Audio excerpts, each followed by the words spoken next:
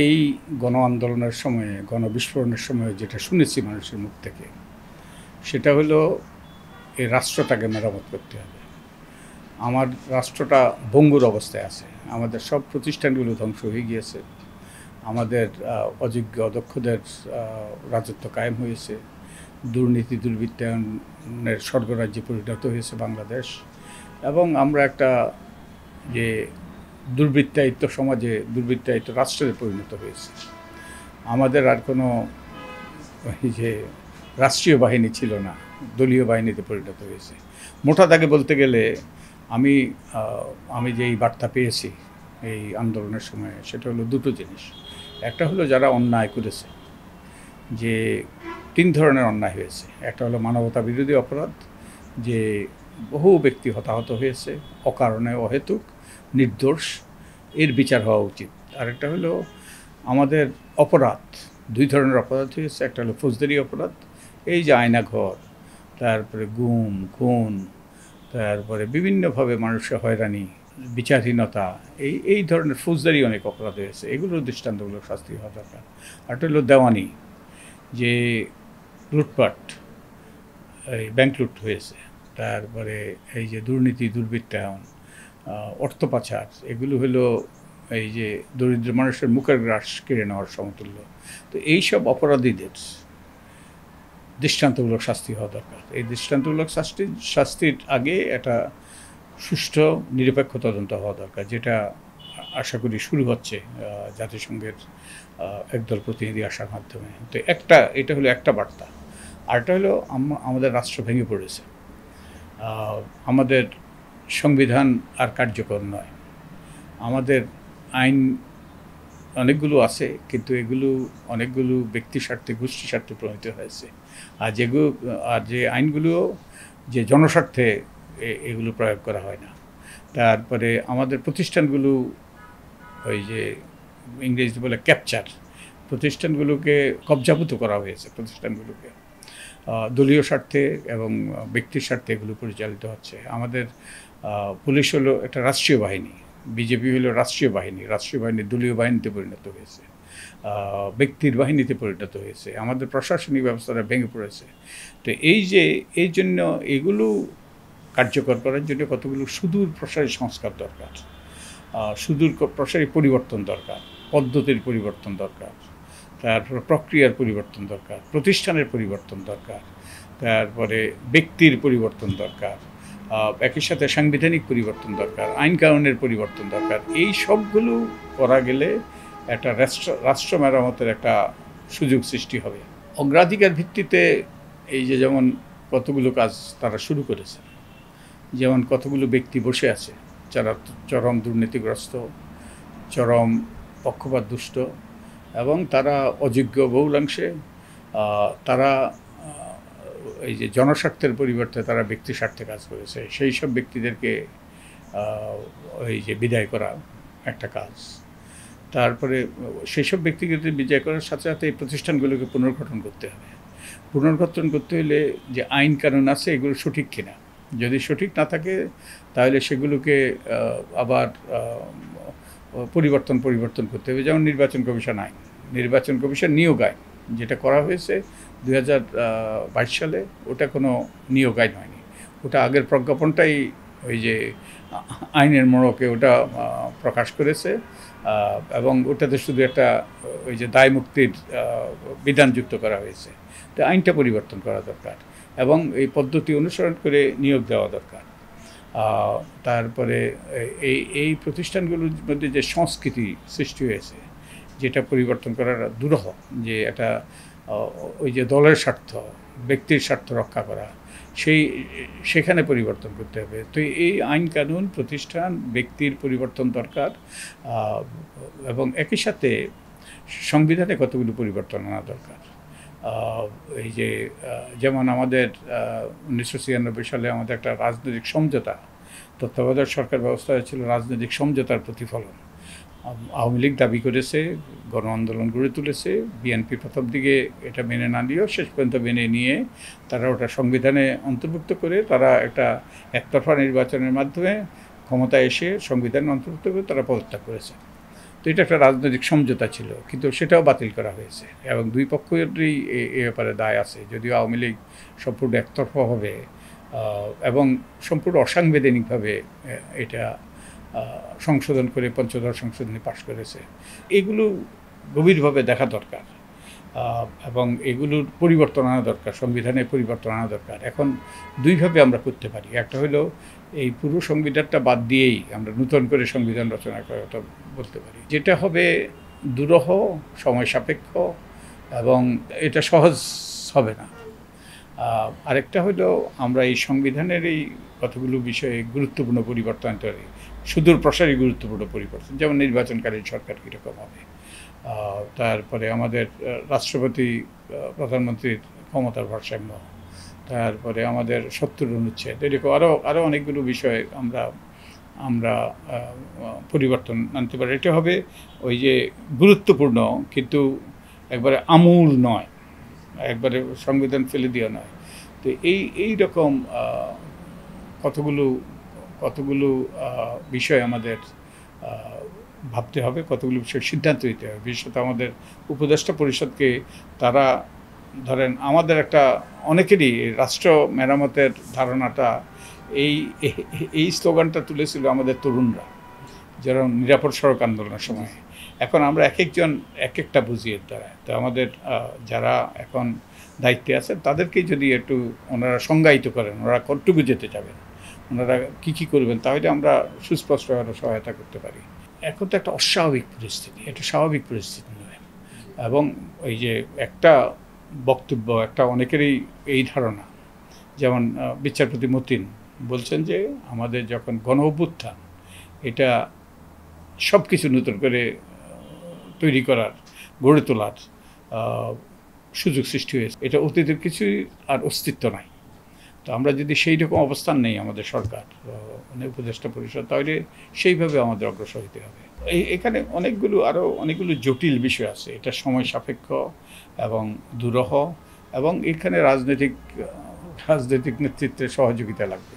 তারা নাগরিক সংলাপ করতে পারে, ব্যক্তিগতভাবে আলাপ করতে পারে, কিংবা এই যে বিভিন্ন অংশীজনের সাথে বসতে পারে, তারা বসছে এর মধ্যে। কিন্তু এবারে এটা সময় সাপেক্ষ, তারা আলাপ আলোচনা করে তারা এই সিদ্ধান্তে পৌঁছা দরকার। কাজের উপর নির্ভর করবে আপনার কতদিন সময় লাগবে এবং কতদিন রাজনৈতিক দলগুলো সময় দিতে রাজি হবে। তো আমি মনে করি তারা যদি সুস্পষ্ট করেন, এবং মানুষের তো আকাশচুম্বী আকাঙ্ক্ষা, এই যে আর কোনো দিন যেন অতীতে আমরা ফিরে না যাই, আর কোনো দিন যেন এরকম একটা এই যে ভয়ানক কর্তৃত্ববাদী সরকার যেন আমাদের উপর নাজিল না হয়, এইরকম একটা আকাঙ্ক্ষা। তারপরে দুর্নীতিবাজ দুর্বৃত্তদের যেন দৃষ্টান্তমূলক শাস্তি হয়, এগুলো তো অনেক আকাঙ্ক্ষা। এই প্রতিষ্ঠানগুলো কে আবার জোড়াতাল লাগানো, আবার এগুলোকে এই যে পুনর্গঠন করা, এগুলো চারটিখানি কথা নয়, সহজ নয়। এখন তো প্রশাসক নিয়োগ করা হয়েছে, তো এখন এবং এটা ওই যে ইংরেজিতে বলে সেকেন্ড বেস্ট, এটাই কিন্তু কাঙ্ক্ষিত নয়, কিন্তু এর কোনো বিকল্প ছিল না। এইসব প্রতিষ্ঠান নির্বাচিত প্রতিনিধিদের মাধ্যমে পরিচালিত হওয়া বাঞ্ছনীয়, ওটাই সাংবিধানিক নির্দেশনা। কিন্তু এটা যা ঘটেছে সেটা সম্ভব ছিল না, কারণ আমাদের অনেক নির্বাচিত প্রতিনিধি পলাতক ছিলেন। আর এই নির্বাচনটা কেমন হয়েছে পুরো জাতিই জানে, নির্বাচনের নামে অনেক জায়গায় প্রহসন হয়েছে। তো এখন প্রশাসক নিয়োগ করা হয়েছে, তার কোনো বিকল্প ছিল না। এখন যেটা করা দরকার, নির্বাচনের দিকে আমাদের হাঁটতে হবে। তো তার জন্য ওই নির্বাচনের দিকে অগ্রসর হওয়ার জন্য আমাদের আইন কানুনগুলো দেখতে হবে।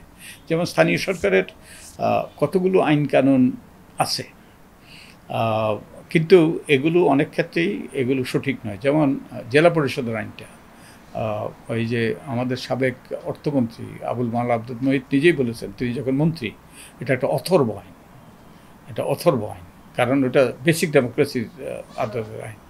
তো এখানে কিছু কাজ করা আছে যদি সরকার ব্যবহার করতে চায়। যেমন 2007 সালে একটা কমিটি হয়েছিল, এই স্থানীয় সরকার প্রতিষ্ঠানকে শক্তিশালী এবং গতিশীল করার লক্ষ্যে একটা কমিটি করতে হয়েছিল, এবং ওই কমিটির আমিও সদস্য ছিলাম। ডক্টর শওকত আলীর নেতৃত্বে হয়েছিল, আমাদের প্রচেষ্টায় আমরাই দাবি করেছিলাম, সুজনের পক্ষ থেকে ওই কমিটি করা হয়েছিল। আমরা ওই কমিটির পক্ষ থেকে আমরা সবগুলো আইন, পার্বত্য চট্টগ্রাম ছাড়া সবগুলো আইন কিন্তু আমরা রিরাইট করেছি।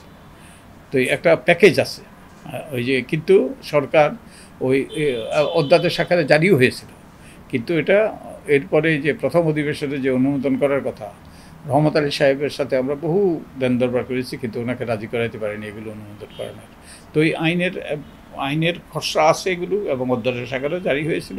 তো এগুলো আবার নতুন করে দেখে সরকার দুইভাবে করতে পারে, আরেকটা কমিটি করতে পারে, অথবা ওই আইন যেটা আছে, আমি বলবো যে বহুলাংশেই এটা এখনও ওই যে প্রাসঙ্গিক, ওই আইনগুলোই আবার নতুন করে পর্যালোচনা করে একটা অধ্যাদেশ জারি করে আমরা নির্বাচনের দিকে যাওয়া দরকার। ঠিক তেমনিভাবে নির্বাচন কমিশনের নিয়োগ আইন যেটা, সেটা ওই যে কোনো আইনে হয়নি। তো আমরা একটা খসড়া তৈরি করেছি। খসড়া আগামী 29 তারিখে আমরা একটা আলোচনা করব, এই খসড়াটা তুলে ধরবো, এবং এই যে হলফনামার যেই ছকটা, এই ছকটাও কিন্তু যুগোপযোগী নয়। আমরা একটা নতুন হলফনামার ছক এবং আইনের একটা খসড়া উত্থাপন করব 29 তারিখে, এবং আরপিওতে কী কী পরিবর্তন দরকার সেগুলোর কিছু আমরা আইডিয়া তুলে ধরব। তারপরে আমরা এগুলো আলাপ আলোচনার ভিত্তিতে আমরা উপদেষ্টা পরিষদের কাছে আমরা উত্থাপন করব। তো আমরা আমাদের সাধ্যমতো সহায়তা করার চেষ্টা করছি। আমার মনে হয় স্থানীয় সরকার নির্বাচনটাই আগে হওয়া উচিত। এই স্থানীয় সরকার নির্বাচনের মাধ্যমে অনেকগুলো অভিজ্ঞতা হবে যারা এই কমিশনে আসবে, এবং স্থানীয় সরকার নির্বাচনগুলো যত দ্রুত সম্ভব করা উচিত, কারণ এগুলো অনির্বাচিত প্রতিনিধিদের দ্বারা পরিচালিত হওয়া উচিত নয়। আর সত্যিকার অর্থে নির্বাচিত প্রতিনিধিদের এখানে আসা দরকার, জনগণের নেতৃত্ব, জনগণের সম্মতি নিয়ে ব্যক্তিরা আসা দরকার, যাতে এই প্রতিষ্ঠানগুলো কার্যকর হয়। এই প্রতিষ্ঠানগুলোকে ধ্বংস করা হয়েছে।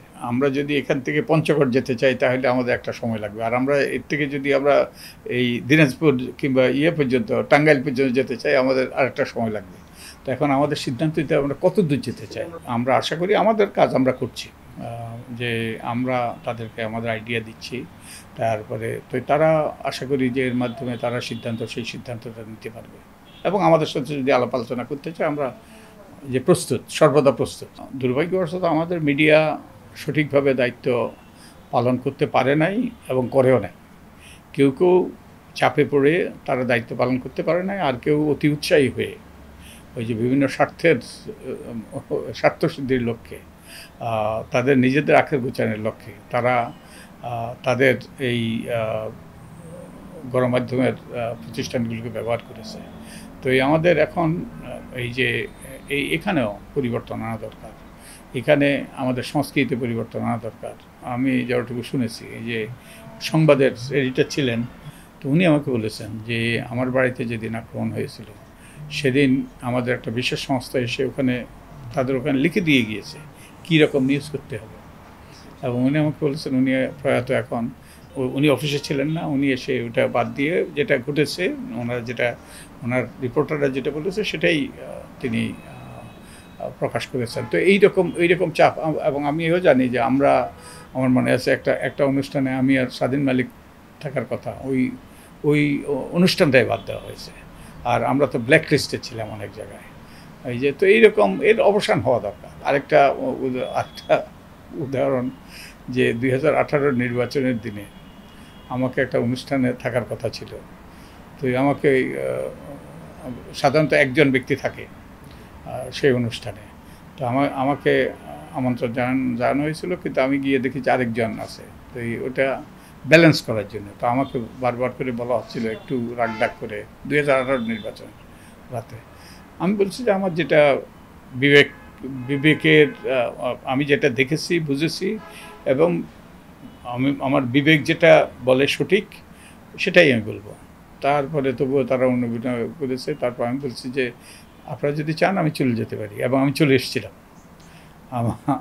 এসেছিলাম। তো এইরকম একটা শ্বাসরুদ্ধকর পরিস্থিতি ছিল। আপনাদের তো অনেক সেলফ সেন্সরশিপ, আমি তো শুনেছি একটা খবরের কাগজ একটা এডিশন প্রকাশ করে ফেলেছে এবং ওটাকে ফিরিয়ে আনতে হয়েছে, এইরকম পরিস্থিতি ছিল। তো এটা গণমাধ্যমের স্বাধীনভাবে কাজ করার এবং গণমাধ্যমের মালিকানার ব্যাপারে আমার মনে হয় সিদ্ধান্ত নেওয়া দরকার। এটা যাতে এই গণবিরোধী যেন ভূমিকা পালন করতে না পারে। আমাদের গত সরকার 2008 সালের নির্বাচনের আগে 2008 সাল বোধ 29শে ডিসেম্বর বোধ নির্বাচন হয়েছিল। তার আগে তারা একটা নির্বাচনী ইশতেহার প্রকাশ করেছিলেন, যেটা শিরোনাম ছিল দিন বদলের সনদ।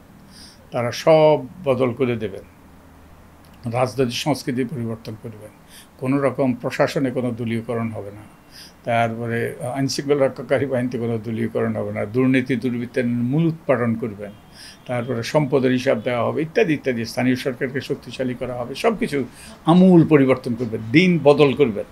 কিন্তু দুর্ভাগ্য তো দিন বদল হয়েছে, কিন্তু দিন থেকে রাত হয়েছে, রাত থেকে দিন হয়নি।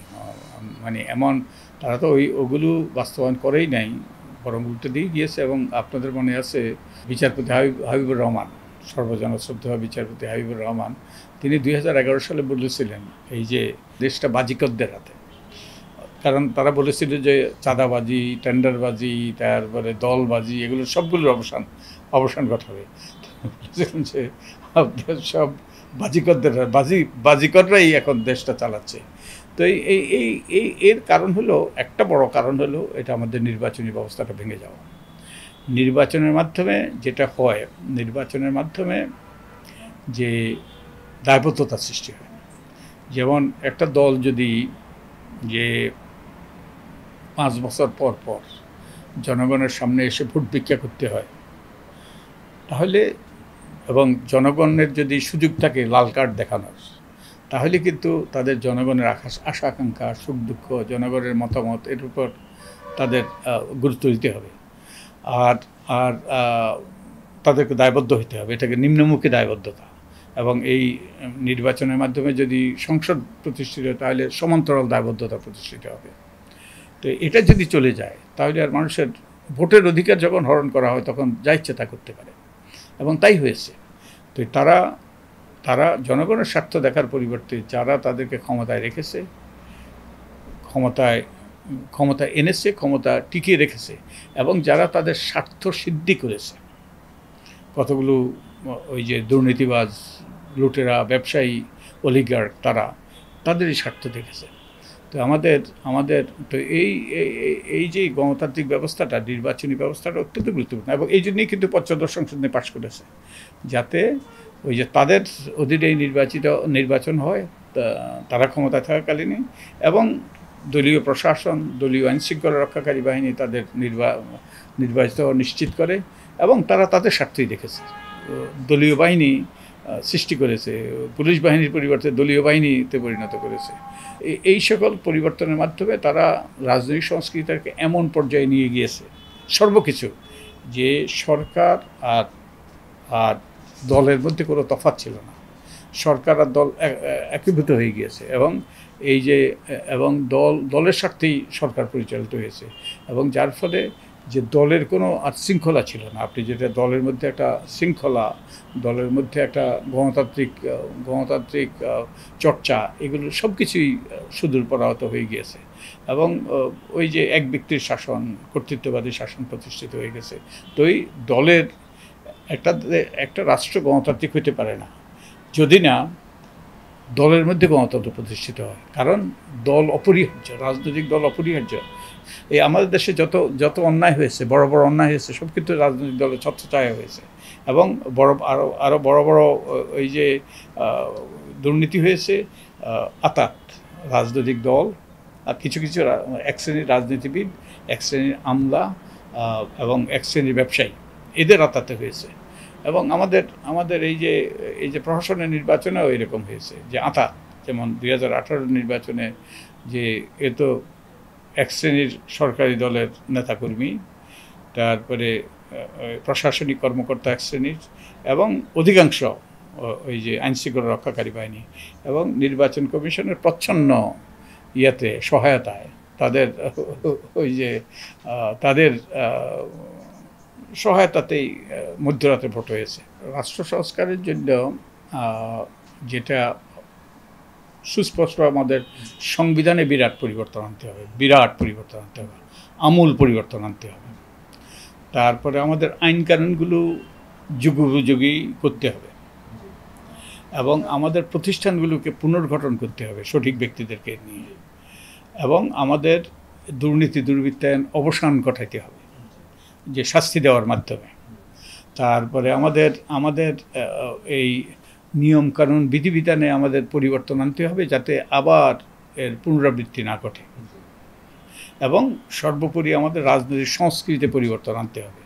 এবং রাজনৈতিক সংস্কৃতি পরিবর্তন কিন্তু আমরা উপদেশ দিয়ে আদেশ দিয়ে করা যাবে না, এটা হলো রাজনীতিবিদদের উপর নির্ভর করবে। রাজনীতিদের উপলব্ধিতে আসতে হবে যে এই যে যা ঘটেছে এটা কারোর জন্যই কল্যাণকর নয়। এবং আনফর্চুনেটলি আমাদের রাজনীতিবিদদের কিন্তু ওই যে ট্র্যাক রেকর্ড, যেটাকে রাজনীতিবিদদের অতীতের যে তাদের যে আমরা তাদের কাছ থেকে যা পেয়েছি এটা কিন্তু আমাদেরকে আশাবাদী করে না। যেমন আমাদের 1971 সালে আমরা স্বাধীন হয়েছি এক সাগর রক্তের বিনিময়ে। আমাদের যে স্বাধীনতার ঘোষণাপত্র তাতে কী ছিল? আত্মনিয়ন্ত্রণের অধিকার প্রতিষ্ঠা করা, আমাদের ভোটাধিকার প্রতিষ্ঠা করা, এবং সাম্য, মানবিক মর্যাদাবোধ, সামাজিক ন্যায় বিচার প্রতিষ্ঠা করা। কিন্তু তার থেকে আমরা যোজন দূরে, আমরা একটা পথ হারানো জাতিতে পরিণত হয়েছি। তো 71-এর আকাঙ্ক্ষা ওই যে বাস্তবায়িত হয়নি। তারপরে 90-এর যে 3 জোটের রূপরেখা সেটাও বাস্তবায়িত হয়নি। 3 জোটের রূপরেখা কতগুলো সুস্পষ্ট অঙ্গীকার ছিল, বাস্তবায়ন করেনি।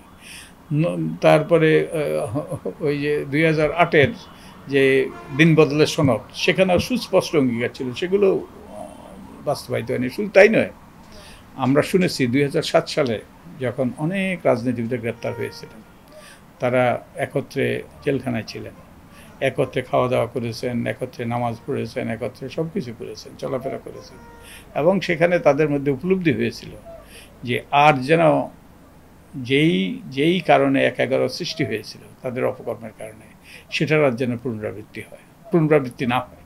কিন্তু দুর্ভাগ্যবশত সেই কথাও তারা রাখেন নাই। তো এটা হলো আমাদের রাজনৈতিক সংস্কৃতি, কথা না রাখার সংস্কৃতি, এবং নিজের স্বার্থ, জনস্বার্থের পরিবর্তে নিজের স্বার্থ, ব্যক্তির স্বার্থ, গোষ্ঠীর স্বার্থ চরিতার্থ করা। তো এই সংস্কৃতি পরিবর্তনের দায় কিন্তু এই জন্য আমাদের রাজনীতিবিদদেরকেই এগিয়ে আসতে হবে, তাদের উপলব্ধিতে আসতে হবে।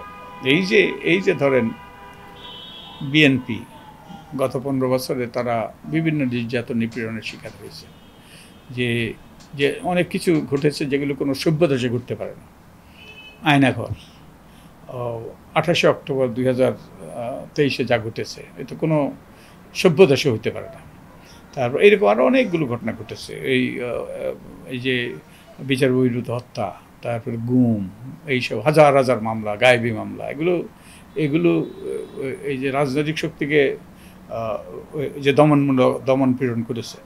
এবং একই সাথে আমরা যারা নাগরিক সমাজ, আমাদেরও সংকুচিত করা হয়েছে, আমাদের কর্মপরিধি সংকুচিত করা হয়েছে বিভিন্ন রকম নিবর্তনমূলক ওই যে ব্যবস্থার মাধ্যমে। এই যে নিবর্তনমূলক আইনের মাধ্যমে গণমাধ্যমেরও স্বাধীনতা সংকুচিত করা হয়েছে। তো এগুলো পরিবর্তন করতে হলে তাদের মানসিকতা, দৃষ্টিভঙ্গিতে পরিবর্তন হতে হবে। তো এই আইন করা, বিধিবিধান করা, সংবিধান পরিবর্তন করা, তারপর লোকজন পরিবর্তন করা, ওই যে নেসেসারি, ওই যে এটা প্রয়োজন, কিন্তু এটা কিন্তু নিশ্চয়তা দেবে না। ওই যে ইংরেজিতে বলতে গেলে নেসেসারি কন্ডিশন, ওটা কিন্তু সাফিসিয়েন্ট কন্ডিশন নয়, ওটা নির্ভর করবে আমাদের রাজনীতিবিদদের উপর।